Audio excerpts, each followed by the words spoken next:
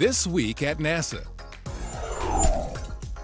The twin Gravity Recovery and Interior Laboratory spacecraft, formerly known as Grail A and Grail B, have new names. Give me an E! E! Give me an F! F! Give me a B! B! Give me an L! L! Give me a B! B! Give me an O! O! Give me an N! N! Give me a W! W! What have we got? The students at Emily Dickinson Elementary in Bozeman, Montana, announced the new names Ebb and Flow live on NASA TV after winning a nationwide contest to rename the spacecraft. Science is such an abstract study, so being part of naming something makes it real. It gives them ownership and real involvement in the space exploration.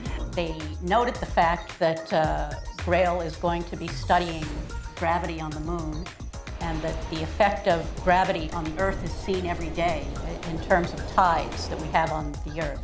So they chose ebb and flow because it was the daily example of how the moon's gravity is working on the Earth. Ebb and Flow have been flying together in orbit around the moon since New Year's Day, collecting data designed to create a gravity map of the moon. Their mission will enable scientists to learn more about the moon, from crust to core, thus providing a better understanding of its origin. Ladies and gentlemen, we present the future home of Atlantis. The Kennedy Space Center Visitor Complex hosted a groundbreaking ceremony for the facility that will feature Space Shuttle Atlantis. Plans for the 65,000 square foot building include treating visitors to imagery of the Space Shuttle in flight, up-close views of Atlantis, and details about how the spacecraft functioned in space. Atlantis' mission in space is over, but its mission to inspire generations of potential space travelers is just beginning. And this facility will no doubt attract hundreds of thousands over the coming years. While construction is underway on its new home, Atlantis continues its transition and retirement processing in a hangar at KSC. The new Atlantis display is scheduled to open in 2013. Okay, ladies and gentlemen, welcome to JPL and the 14th Annual Invention Challenge. When the Invention Challenge first started 14 years ago, it was just a competition of engineering creativity between JPLers. Now, local middle schools and high schools have joined the contest, and the student teams outnumber JPL teams 3-1. The Invention Challenge this year was to build a machine that could kick a football over a barrier and into a can. Simple. We'll see how simple it is. Each team got 3 tries in a minute to kick a football into the trash can. If it made it, the team got 50 points, 30 points if it hit the rim, 25 if it hit the side, and 10 points if it bounced inside the circle around the can. All right, contestant ready? Ready. Spotters ready? Timers ready? 3, 2, 1, go! We were the first JPL team up. We're a little nervous, and it went in 3 times in a row. The high school kids, I think there's about 4 on the board right now that have gone 3 for 3. I hope we don't have to compete against them because their machines are way better than ours. The student team competition ended in double overtime and 2 sudden death kickoffs. Ready? 3, 2, 1, go! Culver City High won with a rim shot. What sort of lessons are you going to take with you? Simple is always better. Oh yeah, duct tape. Duct tape is the best. Today we faced a lot of challenges. Some of the stuff on our project broke, like the laser level we're supposed to use, so we had to just adapt and try to play through it. I think what we're trying to show is that engineering can be fun, and we hope that the students that like this kind of an event pursue it, because we really want to produce the next generation of engineers. Astronaut Katie Coleman made several appearances in the Cleveland area, including the International Women's Air and Space Museum. Coleman, who has logged more than 4,300 hours in space, spoke about her 2 missions aboard Space Shuttle Columbia, as well as her 6 months on the International Space Station with the Expedition 2627 crew.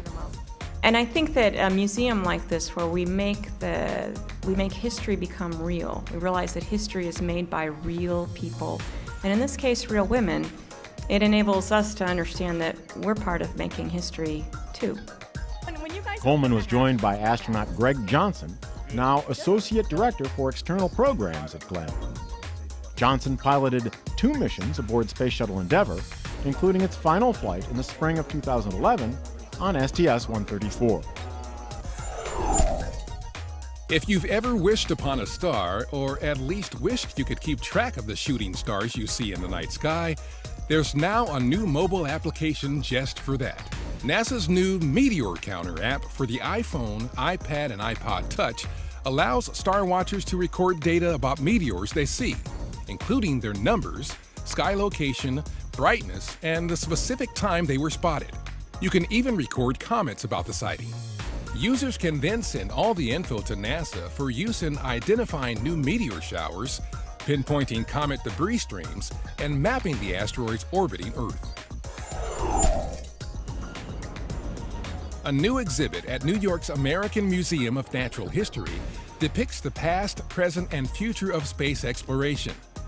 Featured among the display of dinosaur bones and other artifacts usually displayed in a museum of natural history is the work of the Hubble Space Telescope. HST has unlocked countless mysteries in space while providing links to understanding more about the past here on Earth. The Hubble Space Telescope is looking at the natural history of the universe.